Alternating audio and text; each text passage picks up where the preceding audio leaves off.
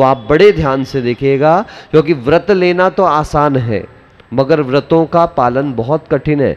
It is very much easy to reach at the top but difficult is to maintain. पहुंचना ऊपर बहुत आसान है, लेकिन ऊपर पहुंचने के बाद उसको मेंटेन करके रख पाना सबसे कठिन काम है। और उसी कठिनाई को सरल बनाने के लिए ये सूत्र आपके सामने प्रस्तुत किए जा रहे हैं। वांग मनोगुप्तीर्यादान, वांग मनोगुप्तीर्यादान निक्षेपण समित्यालोकित पान भोजनानि पंच, समित्यालोकित पान भोजनानि पंच। देखिए पहले तो तीन बातें। सबसे पहले वांग गुप्ती, वांग मनोगुप्ती लिखा हुआ है ना, उसको जोड़ लीजिए, वचन गुप्ती और मन गुप्ती। कौन कौन सी गुप्ती बोलिए? वचन गुप्ती और मन गुप्ती। काय गुप्ती क्यों नहीं रखा भैया? चर्या के संबंधी की बात है, इसलिए काय गुप्ती शब्द यहां पर नहीं रखा। क्योंकि काय गुप्ती की यदि बात की जाएगी तो फिर आप अपना शरीर का एक उंगली भी नहीं हिला सकते, इसलिए यहां पर काय गुप्ती की चर्चा ना करके वचन गुप्ती और मनोगुप्ती का दोनों को कहा कि जो साधु, जो श्रमण वचनों की गुप्ती का पालन करता है, गोपनमिति गुप्ती, जो आपके आत्मा के गुणों की रक्षा करे, उसको क्या कहा जाता है? गुप्ती। गुप्ती मतलब ऐसे तो छुपा हुआ कहते, गुप्त, गुप्त शब्द समझ में आता है ना, गुप्त मतलब छुपा हुआ, तो गुप्ती का मतलब छुपाना। क्या छुपाना? छुपाने की जगह अपन बचाना शब्द कह दे तो और अच्छा। क्या बचाना? मन की चंचलता से बचाना, वचनों की प्रबलता चंचलता से बचाना। ये दोनों क्या कहला गई? वचन गुप्ती और मन गुप्ती। ईर्या आदान निक्षेपण समिति, दो समिति कर दी। देखो ईर्या समिति और आदान निक्षेपण समिति, क्या मतलब हुआ? ईर्या समिति का मतलब हुआ कब चलना, क्यों चलना, कैसे चलना, कहाँ चलना, कितना चलना और किस लिए चलना। ये प्रश्न चलते समय अपने आप से करें कि मैं चलूं तो दिन में चलूं, सूर्य के प्रकाश में चलूं, और इसके अलावा किसी कारण से चलूं, इसके अलावा देख करके चलूं। कितना देख कर चलूं? तो 4 हाथ की भूमि, अपनी ऊंचाई से आधा हाथ ज़्यादा, इतना स्थान देख करके दिन के प्रकाश में गमन करूं। ये ईर्या समिति है। भाषा समिति, सॉरी, आदान निक्षेपण समिति, वस्तुओं को उठाते समय, रखते समय पहले तो चाक्षुष परिमार्जन और उसके बाद संयमोपकरण से उसका मार्जन विधिवत करने के लिए यह कहलाता है आदान निक्षेपण समिति। फिर कहलाया आलोकित पान भोजन। ये सबसे बड़ी बात आई आपके लिए। आलोकित पान भोजन का मतलब क्या हुआ? कि सूर्य के प्रकाश में बना हुआ भोजन, सूर्य के प्रकाश रहते ही खाना। सूर्य के रहते की बात नहीं हो रही है, सूर्य का प्रकाश। नहीं तो पता चला बादल हो तो आप आहार ही नहीं करवाओ हमारे, फिर बोले महाराज तो सूर्य का प्रकाश आया नहीं है। भैया सूर्य का प्रताप तो आया है। भाई श्रावकों के सामने सोच समझ के बोलना पड़ता है। कब जाने किसका 2 दिन गुलाब जामुन का नाम ले लिया प्रवचन में, तो तीसरे दिन चौके में ढेर लगा हुआ था। ये महाराज आए, बोले महाराज 3 दिन हो गए रोज गुलाब जामुन, रोज गुलाब जामुन, रोज गुलाब जामुन। मैंने कहा भैया यही तो समाज के सामने समस्या है, जरा प्रवचन में कुछ बोल दो वो तुरंत चौके में तैयार हो जाता है। तो अब एग्जाम्पल देने में सावधान रहना पड़ेगा हमको। आलोकित पान भोजन, दिन का बना भोजन रात में नहीं खाना, रात का बना भोजन दिन में नहीं खाना, रात का बना भोजन रात में नहीं खाना, मात्र दिन का बना भोजन ही दिन में सेवन करना, यह आलोकित पान भोजन है। इसलिए चौकों में बहुत आजकल लाइट जला जलाकर भोजन बना रहे हैं। क्या बनाकर? बोले महाराज उजाला नहीं आता, उजाला नहीं आता, उजाला नहीं आता। तो कहना थोड़ा सा आलस कम करो, गैस को लेकर के आ जाओ अपनी, कहाँ, गैलरी के बाहर। गैलरी सब क्या है, यहाँ तो बंबई में देखा सब क्या गैलरी है, और नई भी होती तो खिड़की में लगा लेते हैं जालियाँ। इतने क्या बोलते हैं अतिक्रमण वाले लोग हैं, खिड़कियों में जालियाँ बाहर तक लगा लेते हैं। ऐसी कहीं जगह पे ला करके आप बना लो। कितने दिन चौका लगाना है पुष्पा जी? 4 महीने? कोई नहीं लगा रहा। सब ऐसे ही हैं, बातें करते हैं महाराज हम आपकी चर्या में ऐसा करेंगे, सहयोग करेंगे, ये करेंगे, वो करेंगे, और सब में शिखर घूम के आ जाते बीच में धीरे से टिकट कटा के।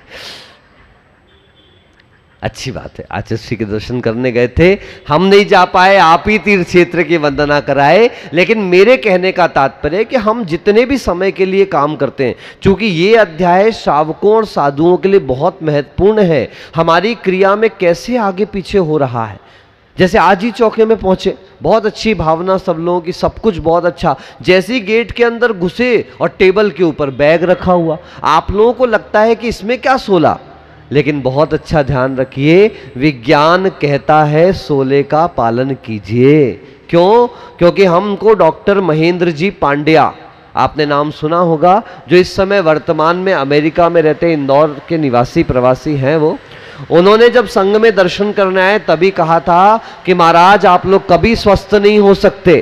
तो हमने पूछा क्यों? बोले अपने यहाँ जो 16 चलता था वो अब 16 पूरा समाप्त हो गया, इसलिए देखिए अधिकांश मुनियों को बीमारियां होना चालू हो गई। बोले ये महिलाएं कैसी कैसी चूड़ियां पहन के आ रही हैं, फैंसी साड़ियां पहन के चौकों में खड़ी हो रही हैं, ये बिंदी लगाकर चौके में चली आती हैं, आदि आदि। हम लोग जब संघ में पहुंचे आचार्य श्री अभिनंदन सागर जी के पास, तो संघ में जो महाराज जी माता जी थे, तो कोई भी यदि अंगूठी पहनने वाला व्यक्ति आता था तो उसको बाहर कर देते थे। तो मुझे बड़ा अजीब सा लगा, और कुछ लोग उतरवा के आहार ले लेते थे। तो मुझे लगा कि ये सब क्या चल रहा है, अंगूठी में क्या प्रॉब्लम है। मैंने एक दिन आचार्य से पूछा, तब आचार्य ने कहा भैया इतना विज्ञान पढ़े और नहीं पता आपको? मैंने कहा जी महाराज जी आप बताइए। तब महाराज जी ने कहा कि श्रावकों को, ये लोगों को बताना चाहिए कि जब आप लोग सुबह शौचादिक क्रिया के लिए जाते हो, आप स्नान आदि के लिए जाते हो, तो आपको अपने इन जो अंगुष्ठ आदि के जो टाइटली शरीर में बनते हैं उनको उतार करके ही जाना चाहिए। और यदि नहीं गए हो और पहने हुए गए हो तो आप 16 भी बदल लो तो वो आपका 16 नहीं कहलाएगा, क्योंकि अंगूठियों के अंदर के स्थानों पर आप कितना भी कोशिश करिए, कहीं ना कहीं मल के और सफाई करने वाले वो कण भर जाएंगे। आप भले ही हमें झुटला दो, मगर प्रैक्टिकल करके देखना तो आपको जवाब मिल जाएगा। फिर आपका 16 कैसे? 16 का तो काय शुद्धि भी है ना।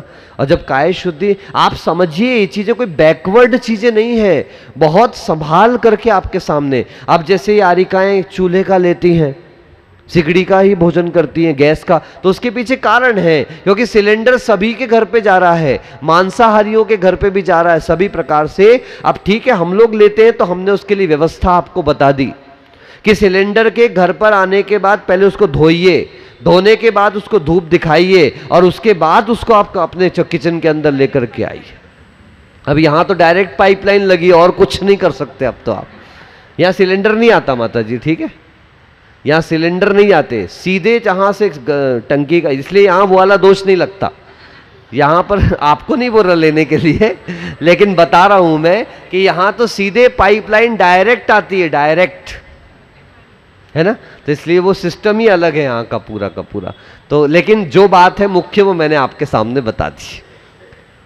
अब देखिए किचन में आप अपने नल छूते हो, वही पाइपलाइन बाथरूम टॉयलेट में गई हुई है। आप ध्यान दीजिएगा जरा सा, छोटी मोटी बात नहीं बता रहा हूं, आप हमको बैकवर्ड समझते होगे, हम आपको फॉरवर्ड बात बता दे रहे हैं कि वो सारी पाइपलाइन आदि जो है वो बाथरूम टॉयलेट, क्या टॉयलेट का रखा हुआ लोटा आप किचन में उपयोग करोगे क्या? करने की बात नहीं है, मैं आपसे पूछ रहा हूं। तो वही तो पाइपलाइन लगी हुई है ना, और धातु है, धातु तो ऊष्मा की कुछ सुचालक हुआ करती है। थोड़ा सा सावधानियां रखिए, इसलिए चौके और आहार के समय आपसे कहा जाता है कि थोड़ा सा पहले से सावधानी रखेंगे। इतना तो सुधर गया कि हमको हाथ का खिंचा हुआ पानी पिलाने लगे आप लोग, ठीक है। तो भी नकल से बोलो पर अकल लगा करके बोलो। अपन तो नकल ही कर रहे हैं ना, अपन को तो आचार्य ने कहा था बेटा अपने गुरुओं की नकल करते चले जाना, इसलिए अपन तो नकल में एक्सपर्ट लोग हैं बिल्कुल। जैसा नकल करें, बच्चे आते ना छोटे छोटे तो कई बार आहार देख देख के जाते तो जबरदस्ती हाथ में ही खाएंगे, मुद्रा बना करके ही आएंगे। और हम बांसवाड़ा में थे, आहार के बाद एक भैया आए, बोले एक वीडियो दिखाना महाराज आपको। मैं लग क्यों? बोले नहीं आज तो, मैंने कहा मैं नहीं देखूंगा। बोले नहीं आप देखो। दिखाया तो उनके घर का बच्चा तो अड़ गया, आज खाना ही नहीं खाऊं, मुझे पड़गान करो पहले। जब उसकी मम्मी ने पड़गान किया, पाटे पे खड़ा किया, आहार करने में भी पूरी मेरी स्टाइल भाई, कुल्ला करने के लिए मैं बैठा तो जैसे मैं अंजलि छोड़ता तो वैसी अंजलि छोड़ी उसी स्टाइल से। और उसके बाद बैठने के बाद कुल्ला भी करे। मैंने बोला भाई ये क्या है? मैंने कहा प्रभु बचपन में तो सब नकल कर लेते हैं, लेकिन अकल आने के बाद जो नकल करना सीख जाए वही अकल सबसे श्रेष्ठ हुआ करती है। तो ये 5 जो भावनाएं हैं वो अहिंसा व्रत को दृढ़ करने वाली भावनाएं हैं। क्रोध, लोभ, भीरुत्व, हास्य, देखो अगला शब्द इंपॉर्टेंट है ना, प्रत्याख्यानान्यन्वीचि भाषणम। यदि आपको नहीं समझ में आए तो ऐसे करो, प्रत्याख्यानान्य नुवीचि भाषणम च पंच। ठीक है ना, इस च को चा भी नहीं बोलना, च भी नहीं बोलना है, नहीं तो कई लोग करते हैं ऐसा, अ आ इ उ ह्रस्व अक्षर का उच्चारण इतना बुरा कर देने से वो अव्यंजन हो गया हो। याद रखें, ह्रस्व अक्षर भी अपने आप में पूर्ण वर्ण है, उसका उच्चारण पूर्णता के साथ च बोलिए, चा नहीं। और इनके जैसे चे नहीं बोलना है, क्या बोलना?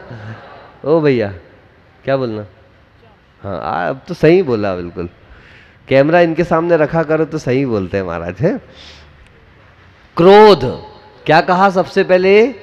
क्रोध, उसके बाद क्या कहा? लोभ। आप पढ़ो सूत्र का अर्थ, मेरे को तो आता है।